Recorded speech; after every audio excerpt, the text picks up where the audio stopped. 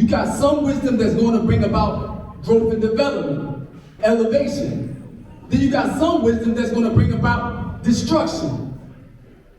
You understand? And the only time you want to deal with destruction is when we have to serve justice to anyone who is not in accordance to Allah's mathematics. That's really the only time you want to use that type of wisdom. Any other time, we want to be bringing the young ones up. And as always, when you are teaching on the front line, what you get to see is a lot of young ones losing their life. This is what I experience all the time. It's like trauma.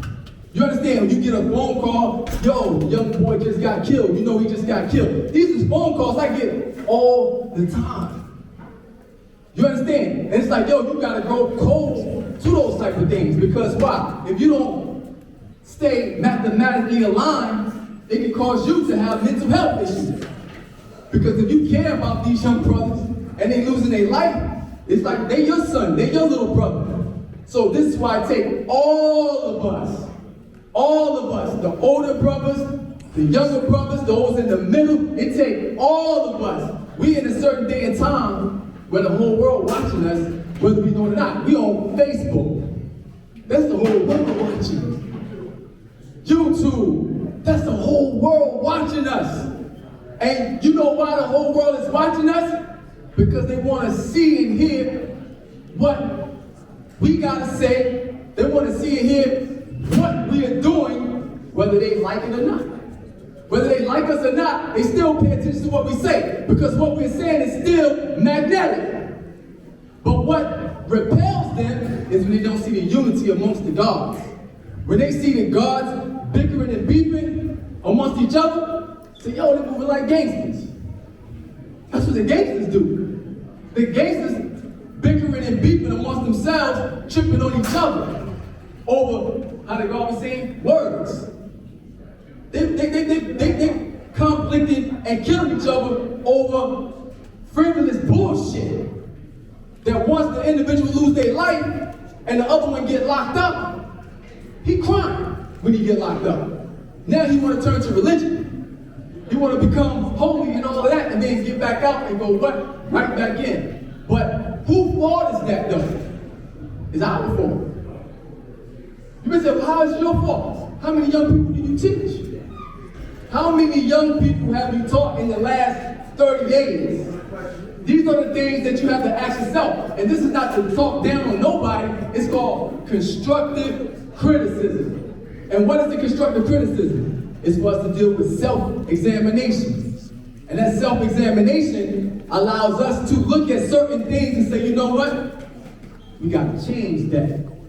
And change is hard though. Because in your mind, you might think you're doing something right. But if you're losing the attention of the children, that lets you know you are not doing something right and exact. Because Allah had the magnetic attraction that caused the children to want to be like Him. And when you truly walk as Allah and adhere to His mathematics, you're going to attract children. You are going to attract the young people. It is a part of the formula. And then, if you're not attracting the young, you don't need to be on the sideline trying to criticize what's going on with those that are attracting the young. The best thing to do is to give them constructive criticism, to come to them with a warm current of love. And say, yo, listen, G. Listen, young man. Maybe you should do it like this. You understand? If you use the right type of wisdom, you can still correct their error and get things right. But if you come with the wrong current, you're going to repel them. They don't want to hear that shit. You understand? They ain't going to want to hear it. And then when an individual comes with something positive, if it's designed to take us to another level, even if you don't like it, yet if you have the scientific mind or the intelligence to realize, man, this individual got good intentions for us as a nation, then that's when you get in line and say, you know what? I don't like that. However, if the collective is with this, I'm with this too. And then don't go and try to destroy it by creating false wisdom. We destroy ourselves based on our wisdom. My words possess the ability to bring life or death. That's the power certain young individuals got. You got some young boys who can say, yo, go. That's all they gotta say, go. And this individual will go to take a life just based off the words that he said. Think about that. That's the type of power some of our young brothers have. The young boy can say, go. That's power, right? But Allah said he didn't want that type of power, according to the Otisville interview, because I didn't never hear him speak. Personally myself, but I heard the Otisville interview, and he said he didn't want that type of power that those other people got. You understand? So now, what we have to do is put ourselves in what you call harm's way.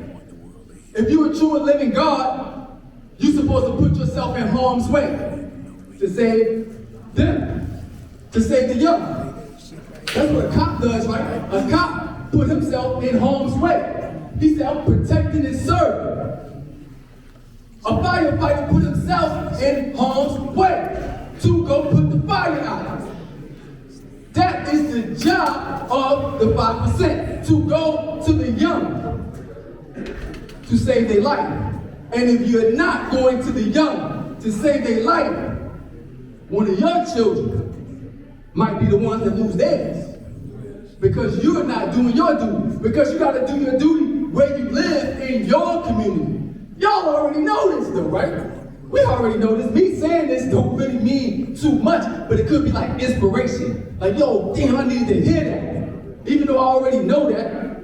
So against the international conference is on, you got the date is October the 11th and 12th. It's a 2-day event. It's still in the planning stage. I'm not really a representative of it.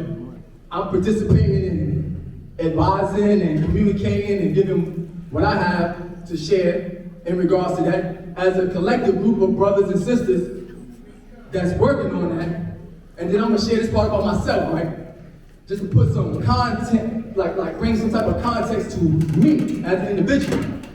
I came up in the streets as a straight up gangster. You understand? All the way live with it. All the way to the level of, I don't respect the law. Not even the police. Like I seen something take place last year here, where individuals was beefing with each other over something, and the righteous was striving to tell them, yo, calm down, pipe that down. Nobody wanted to pipe it down. But when the cops came up, everybody scattered. I'm like, what? Why are you running from, it was just one cop that popped up and called him. And then his homeboy popped up next. But it was like 10, 15, 20 of us. What the fuck are you running for now? What are you running for now when the white man come up on the scene? But when the righteous guards were saying, yo, peace God, yo, this is not that serious. Yo, calm that down. You don't want to listen. You don't want to listen to the righteous God bringing forth proper education that always correct error. But when the devil come on the scene, you running. That's a coward. That's called a coward. How are you gonna teach me? You can't teach me a motherfucking thing. Pardon some of my language. But you can't teach me nothing. And see, the signs about the languages also, that's how you're gonna have to reach them.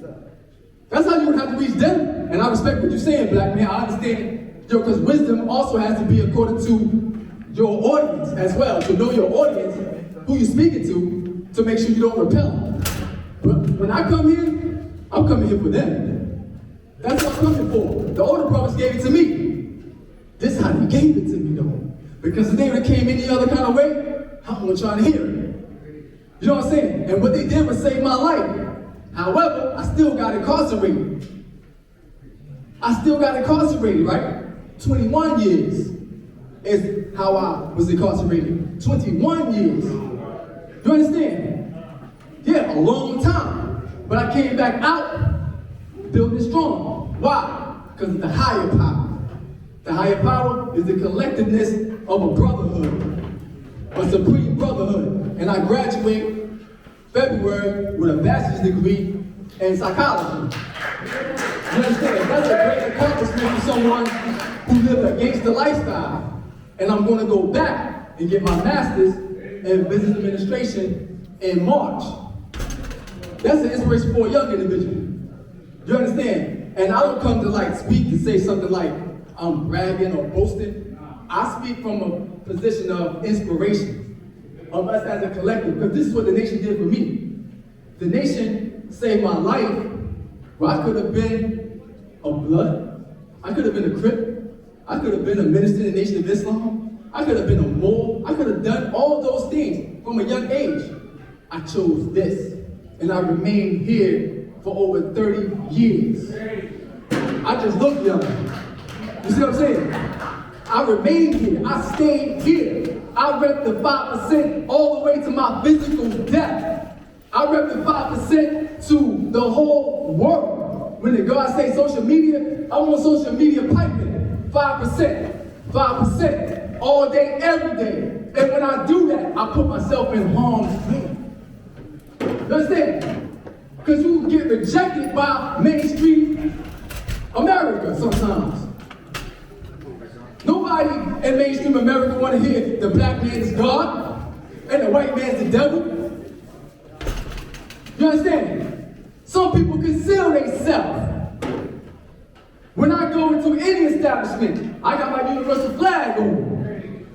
That opens the door for you to ask the question. If you're an older person, you got to ask me the question. If you're a younger person, I'm coming to you. Yo, peace, young brother. Yo, did you ever know that the black man was God? That's my first introduction to every young person that I meet. Yo, did you know the black man was God? Did you know, and if it's a young boy, did you know you are the God?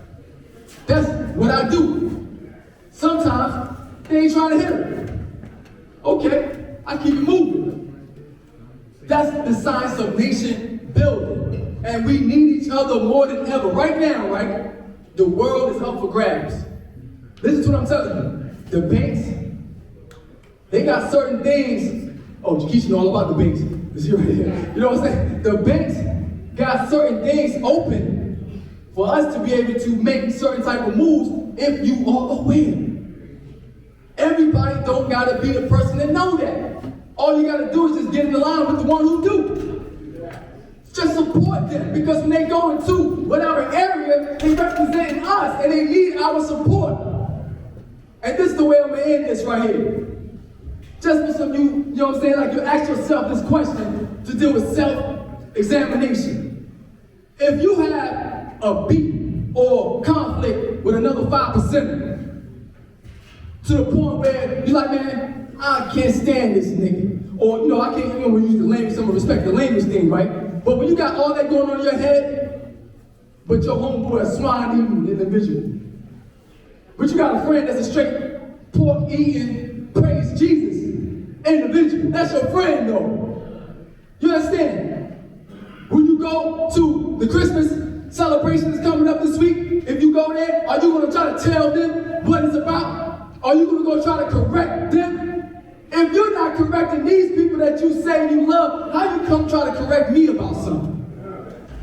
How you going to tell me you got a drama with me if an individual speak mathematics this way or say this is how he sees something this way, but you're not teaching this to people you say you love? The people that you say you love don't even follow what you're talking about. Do your woman listen to what you're talking about? You understand? Do your child adhere to that? That's what you're supposed to be focusing on. Because when you die, how are you going to live on? That's why I speak about freedom of law so much. And my job is to preserve the legacy of individuals who are no longer here. We say it's no mystery God, right? That means no mystery heaven either. You know what I'm saying? When you die, ain't no mystery heaven to go to. So we have to keep our ancestors, is what they're called. The older brothers and sisters that's no longer here that passed away, some passed away young, like Universal Shamrock, Black Messiah. They left when they was young. We're supposed to keep their name alive. Every day. Every day. And the older brothers that's still here, if you are not giving no advice to the young, I'm gonna say it like this, shut the fuck up.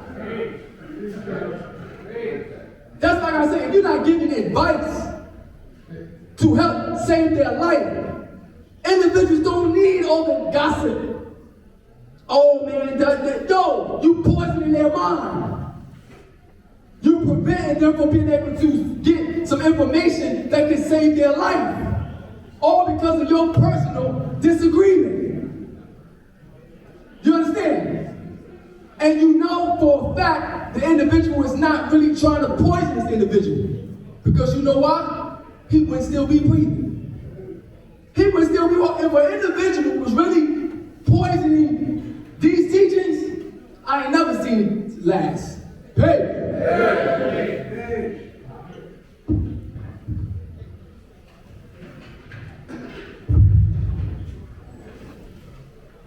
Hey, I just want to reiterate, God here makes a valuable point. Don't take heed to wisdom. But I also want to say, we must remember to manifest our supreme power. Be the God. If we don't manifest our power through our knowledge and wisdom, speak to yourself when you got medical issues. Manifest your power every way possible, because we're going to need it for the future.